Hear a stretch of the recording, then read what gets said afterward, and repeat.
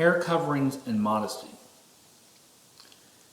In our faith, this is one of the hot button topics, especially when coming to faith. We look at Paul and we see the situation on hair coverings.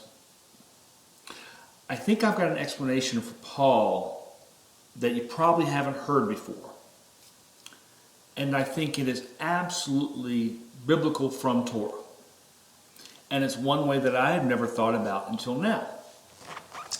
So let me give you the idea of why I even came to this thought.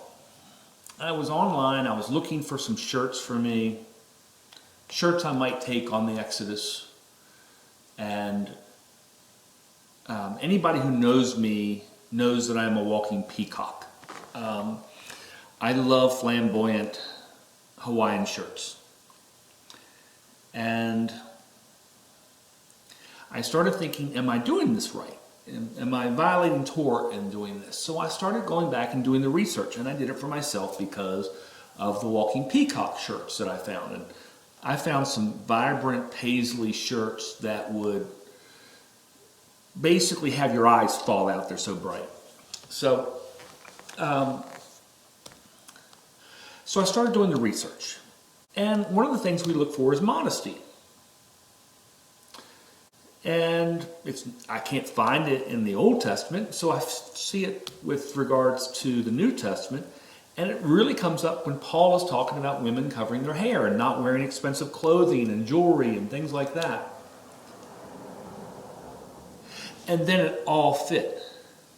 And before I get to that, let me add one other verse, and that is in Matthew 6. The Messiah talks about don't worry about things, don't worry about your clothing, because, the birds of the air are beautiful, and even Solomon in all of his splendor was not arrayed like them.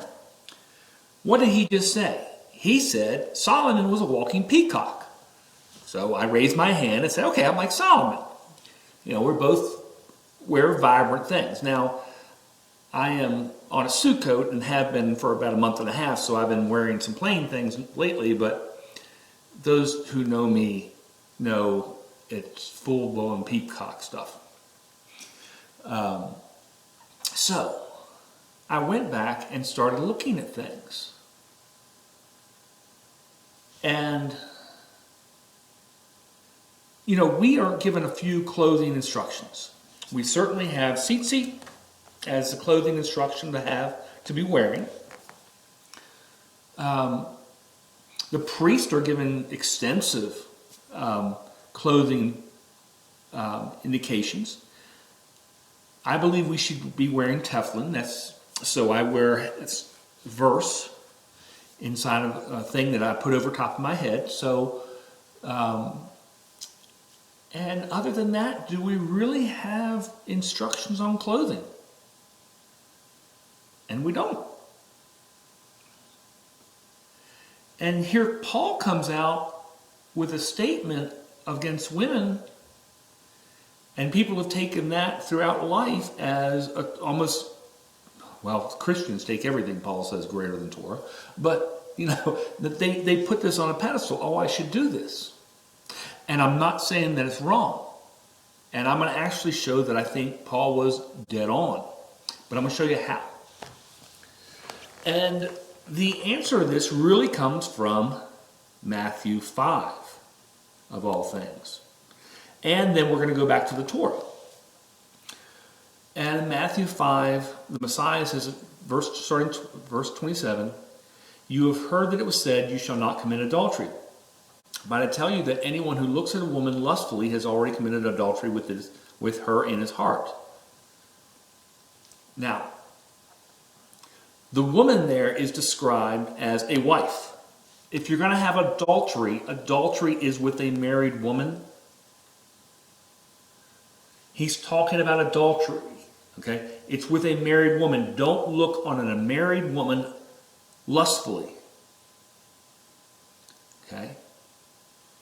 And then if you pull that and you understand the entire concept of Torah, one of the great concepts of Torah is do not be a snare to others.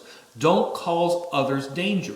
When you have a house, you put a parapet on it. Why do you do that? So others don't get hurt when they're on your roof and fall off. You don't want to be a snare to them. If you dig a hole, cover it up, because if you don't, some animal may fall in there and then you're responsible for it. Don't be a snare to others.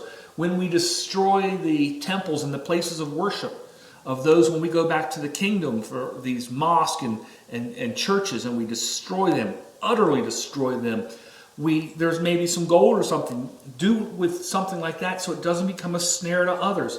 The whole idea is don't hurt someone else. Don't cause someone else to sin in your life. And then we get, if we read, now let's go to this statement from Paul, 1 Timothy 2:9.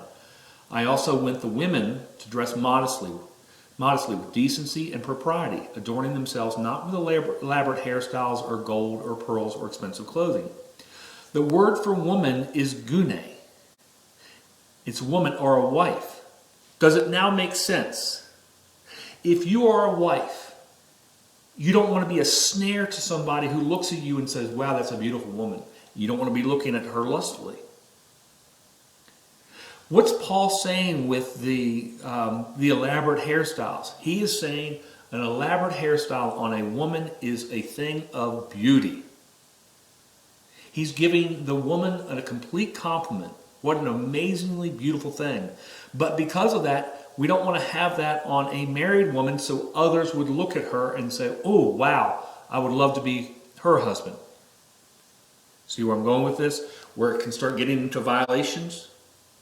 We can see that in the Ten Commandments. Don't start wanting your neighbor's wife. Okay?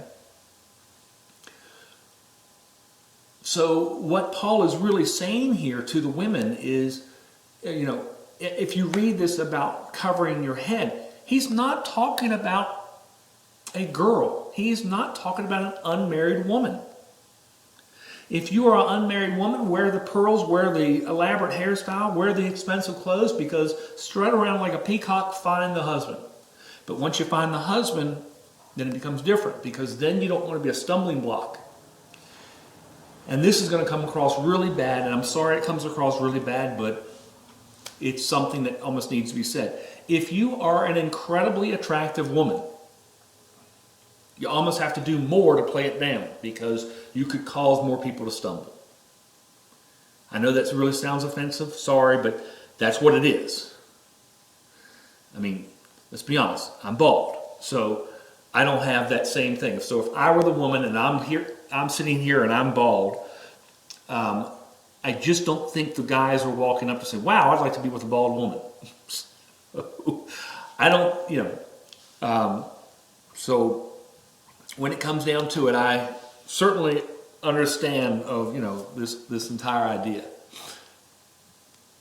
But I'm hoping that really plays into itself.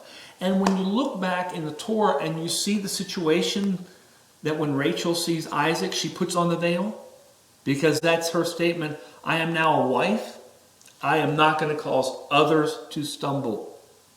And now I start seeing that more as a Torah situation and something as honorable when you become married to say, I'm not going to cause others to stumble. Now, I have some good friends who are women who cover their heads and they are single. That is a personal choice. Okay? I see that more as giving honor to the creator of the universe to say, I'm going to be modest. And that's great. But I could see this now almost even in Torah, where Paul is talking about it. When you become a wife, don't become the peacock, because we don't want others to look at you lustfully. My fiance, blonde hair, and a pretty woman. I'm going to probably have to put a bag over her head, and I'm being facetious. But of course, I worry about her for 1,000 reasons, because, lack of eyesight, lack of, there are reasons why I'm going to be with her, and it's regarding to a child. But whether she makes it through the Exodus, that's going to be a real question in life. But I wanted to kind of put this out there. I finally see where Paul's coming from.